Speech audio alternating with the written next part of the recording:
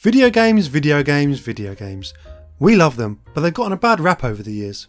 The mainstream press has not always been particularly kind to video games, and sometimes they've been downright vitriolic. This is going to be the first video in a series in which I take a look at moments in which gaming has popped up in mainstream news and culture. We'll be exploring how the games were presented, adding some context around the stories, and maybe having a bit of a laugh. We're going to start off this little series with an infamous article from 28th of April 1993. The Daily Mail has never been a particularly well respected news outlet. It's not a paper that's made to tell stories, but to sell as much as possible by printing as shocking headlines as possible. It gets people riled up, annoyed, and they buy into the ethos and culture of the paper. The article we'll be looking at today is known as the Sega Sickener. To give some context around this article, I need to give a little backstory on one game in particular, Night Trap. The Mega CD was Sega's attempt to answer the threat that the Super Nintendo was posing to its market share by releasing a console that could do something the SNES could not. It would utilise CDs as its medium and be marketed as a more powerful system because of it. Intended to be marketed towards American audiences and released in October 1992 in the United States, Night Trap was a game featuring heavy use of full motion video, a novelty at the time, which was made possible by the large storage capacities the CDs had to offer. The objective of the game was to save a bunch of high school girls having a slumber party from masked ninjas intent on a bit of murder. The game would have you watching security cameras and triggering traps to catch the baddies at specific moments. Even though the game was released in the 90s, it was originally supposed to be part of a VHS based system that was being developed by Hasbro in the 1980s, so principal photography was actually shot in 1987, which is why the footage looks a little out of place. There wasn't a huge amount more to the game really, and this article was written around a month before its UK release. The article begins with a big bold headline, "The Sega Sickener," spread right across the page. The quote that has been taken from the article for people scanning through says, "Outrage at video nasty that makes a game out of real life women being mutilated."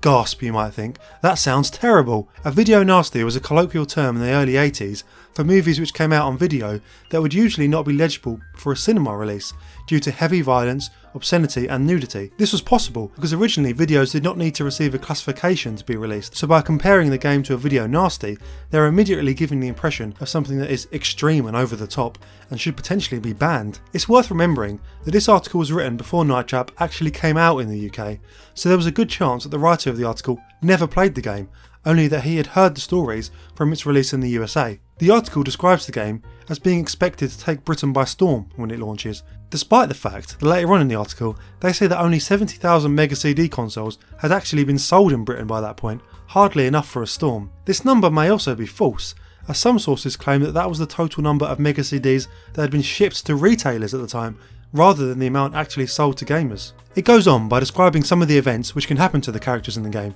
such as being drilled through the neck and mutilated by sharp electric clamps. It makes a small mention that the aim of the game is actually to save the girls that are in trouble, but it doesn't elaborate, and the rest of the article makes it seem as if the objective is to do the murdering. It's quite funny looking back at these sort of pieces nowadays, especially in how they describe full motion video on a games console. They say that Sega has used the latest virtual reality technology to make the actresses appear real, allowing the interaction of real people and graphics, and that inexplicably they claim the console has 500 times more power than a normal games unit. At this point, it sounds like a good advert for this Mega CD. Later on, they claim an unnamed source said that Night Trap could even be the best-selling game of the year. Night Trap would go on to be one of the best-selling games on the Mega CD, but it was never close to being a best-selling game overall. The article describes a bit more about the game, before revealing something even worse than the murder.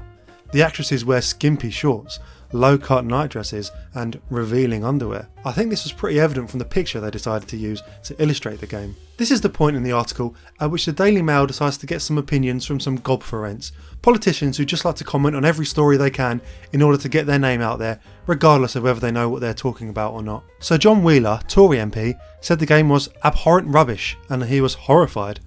Another Tory MP, Terry Dix, who has many opinions on video games, as we'll see later in this series, said that the manufacturers were evil and ought to be punished for promoting this game, and that any parents who let children buy the game should be forced to give their name and addresses if they buy it over the counter. He doesn't say what he'll do with the addresses, likely write them a strongly worded letter I'd imagine. Then we have Labour Party MP John Evans, who said that the concept is absolutely horrifying. Strange that he believes the concept of saving women from murder is horrifying. He goes on to say that we have ratings for films so young people can be protected. We have a 9 PM watershed on TV. We must urgently consider emergency controls on games like this. He was foretelling the future a little bit there, as Night Trap was one of the games that caused big shocks in the realm of video games rating.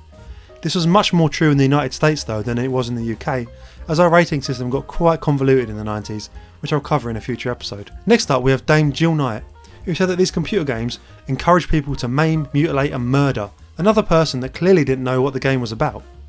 Valerie Riches, from a terribly fun sounding group called Family and Youth Concern, said that this game is a symptom of a sick society, and that amazingly, she thinks that such graphic depictions of violence can, quite literally, blow young people's minds. I'm not sure she understood the context of the phrase blowing someone's mind, or she wouldn't have used it, because it just makes the game sound awesome. Sega did get a chance to reply to these criticisms, stating that they are plainly games in the context that they are in, and we don't believe that games like Night Trap and Sewer Shark, which both use live actors, will have any adverse effect on players.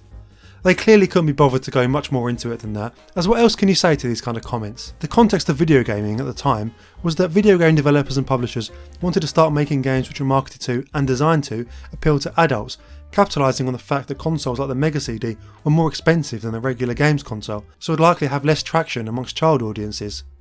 However, the non-gaming public, and particularly the press, didn't seem to understand this.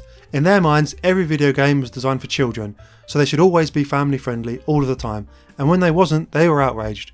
Or at least, they pretended to be outraged. This article, and others liked it, created a sense of infamy around Night Trap, when it was in actuality a fairly run-of-the-mill full-motion game. If it wasn't for this kind of press, the game would have likely faded into obscurity, but it developed this mysterious quality around it, which helped it succeed. This article in particular though, had one specific effect. Nick Alexander, who ran Sega Europe at the time, described a moment in which a PR agency came into a meeting with him, threw the article down on the table and claimed, "This is disgusting, how can we possibly work with you when you do this kind of thing?" He asked them if they had actually seen the game, to which they said they hadn't, so he sat them down and let them play it. After they'd been shown the game, they realised that the article was completely misleading and realised their mistake. So this was our look at the infamous Sega Sickener article. It was a combination of misunderstanding of what the game was about, misunderstanding of what the Mega CD was capable of, as well as forced outrage by people wanting to make a name for themselves. I'm going to carry on talking about times that video games have popped up in the media, so please subscribe to my channel and tick the notification bell if you want to see them when they come out. Thanks for watching. Goodbye.